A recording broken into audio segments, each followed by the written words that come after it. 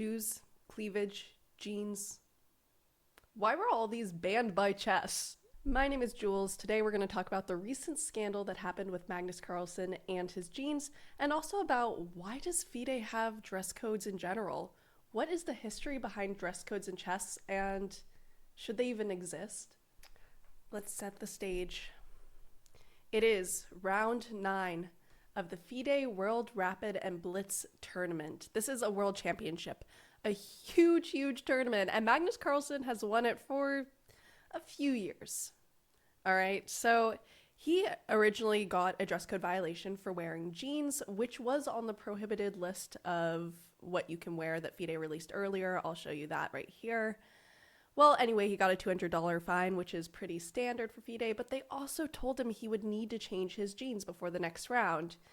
Seems easy enough, except this is the Rapid Championship, which means there's only about 30 minutes in between each round or so.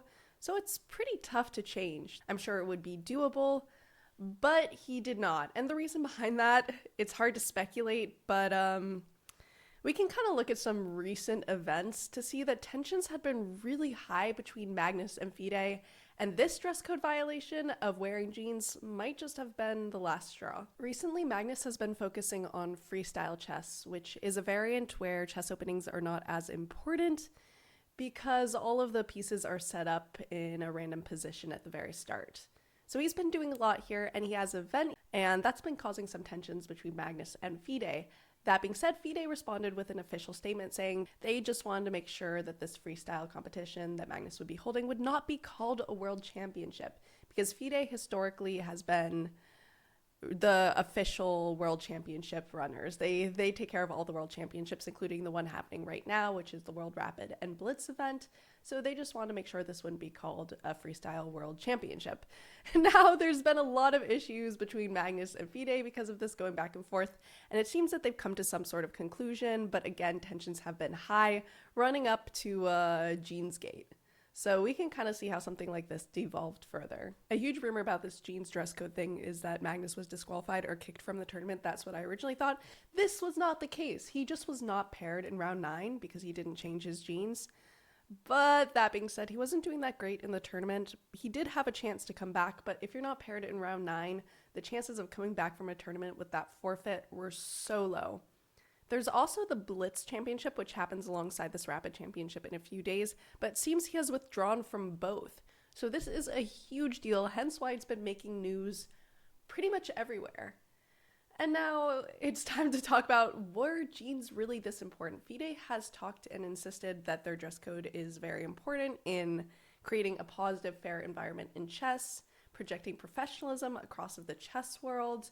So that's their argument with this, and to be fair, it's not like they targeted Carlsen for this one specifically. They also looked at other players' pants. There was this really funny incident with a grandmaster named Zavin Andreasen, where they took him in to make sure his pants were not actually jeans, because apparently they were like jeans textured trousers. So I guess they had to like look deeply at his pants and determine if they were jeans or not, and they determined they weren't jeans, which is a thing. Okay, so anyway, as we can see, sometimes the rules can be applied in ways that aren't super clear, but you know, they did say specifically no jeans, and Carlsen did show up in jeans. They also gave Jan Nepomniachtchi, did I say that right?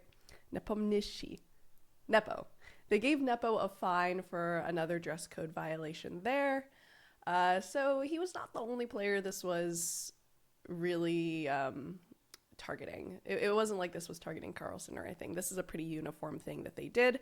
That being said, there's a lot of talk about, should there even be dress codes in general in chess? Why is this even a thing? You know, this is the 21st century. Why can't these players just wear what they want to? And you know, there is a pretty big history of dress code violations in chess. We're going to go over a few of them. In 2012, the European Women's Championship released a statement about how much cleavage would be allowed. So we never thought they would ban cleavage. But banning cleavage was definitely another level.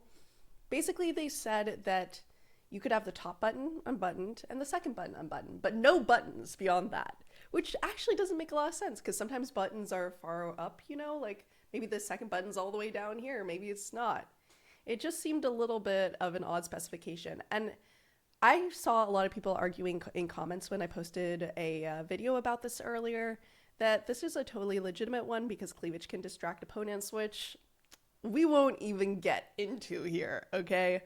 But that being said, this was the European Women's Cup. So this is a women's event, and it was stated that this was actually made because of comments made by spectators and coaches. So this wasn't even complaints by opponents. Spectators and coaches. I mean, come on. Why ban cleavage? Why? Why? All right, not even going into that, there's the last example here that we've got, which is sneakers. So this happened at actually this exact same tournament last year, and it makes sense because this tournament is known for having kind of stricter dress codes, but this is a Dutch chess player named Annemaya. I've actually played against her in a classical game and lost. It's very, very sad.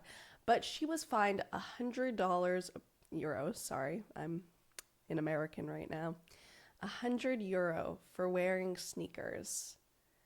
Now, you might be like, why would someone wear sneakers to a formal event? But these were really cute sneakers. These were Burberry sneakers, and she felt that they completely complied with the business, casual, smart dress attire kind of thing that FIDE had said was mandatory for this.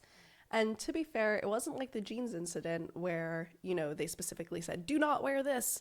It's kind of more up to debate whether this was actually formal wear or not, but it really got the debate started on why do we even have dress codes in general? This has been a thing going on for a long time. Bobby Fischer got in trouble for wearing flannels and wrinkled pants and clothing, but later on he became kind of a fashion icon, so just gonna put that out there. But I wonder what you guys think. Should we even have dress codes now in the 21st century? Isn't the thing that's most important the chess that's played? Do dress codes really make a fair environment, or do they subject people to perhaps having rules arbitrarily followed? Now, that being said, I don't think FIDE really arbitrarily followed any rules in this case with Magnus. They said no jeans, and, if anything, they would be giving Magnus preferential treatment, and they didn't, which is a totally fair thing. But at this point in time, we really just want to grow chess. That's what's important, and, while you could say chess being in the news for this could grow chess, at the same time, it's not really the best look. So do dress codes help enforce a formal and professional environment like FIDE says, or should dress codes be the thing that's banned altogether? Let me know what you think in the comments below.